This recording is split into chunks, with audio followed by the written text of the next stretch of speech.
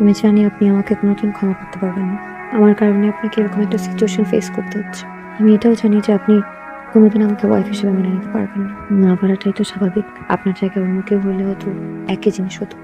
আমি আপনার কাছে কখনো ওয়াইফের মতো আবদার করবো না। আপনি আপনার লাইফ যেভাবে ইচ্ছে সেভাবে সাজাতে পারেন। আমার প্রতি আপনার কোনো দায়বদ্ধতা নেই। আমিও সরি। কোন একটা সিচুয়েশন, আমি একটা মেয়েকে অনেক ভালোবাসি, রমি। রমি আমাকে অনেক ভালোবাসি। আমার জীবনে একটা মানুষ থাকার পরেও আমি অন্য আরেকটা মানুষকে বিয়ে করেছি। আমার যে এখন কি করা উচিত এটাই বুঝতে পারছি না। কি করছো তুমি? কি করছো তুমি? বিয়ে করে ফেলছো? সিরিয়াসলি বিয়ে করছো তুমি? আমার এখন কি হবে? আমি বাসায় কি বলবো? বিয়েটা আমরা কেউ ইচ্ছে করে করিনি। সিচুয়েশনটা এমন ছিল, আমাদের কিছু বলার ছিল না। বাবার সাথে অনেক বড় ঝামেলা হয়ে যেত। উনিও আমার সাথে থাকতে চান, আমিও ওনার সাথে থাকতে চাই না। পুরো বিষয়টা একটা কম্প্রোমাইজ, বুঝতে পারছি। এই সম্পর্ক টিকবে না, এখানে কিছুই হবে না। তুমি আমি থেকে যাবো। এটা কোনো নিশ্চয়তা নাই। আমার এখন কি হবে?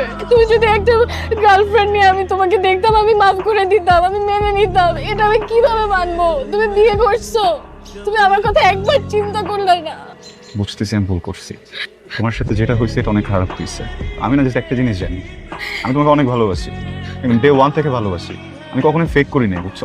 বিয়ে একটা মানুষ কিভাবে মেনে নেয়? আমার বলো, তুমি যদি অন্য কিছু তোমার গার্লফ্রেন্ডও হইতো আমি মেনে নিতাম। তুমি বিয়ে করছো, তোমার মানে ভাইটা চলে যাবো না, বাবা মা যেন কেমন হয়ে গেছে, বুঝছো? এই সময় আমি ওনাদেরকে কষ্ট দিতে পারি না, এই জন্য। তুমি আমার কথা চিন্তা করো নাই, তোমার একটু আমার কথা মনে পড়ে নাই। আমার কি হবে? I'm sorry.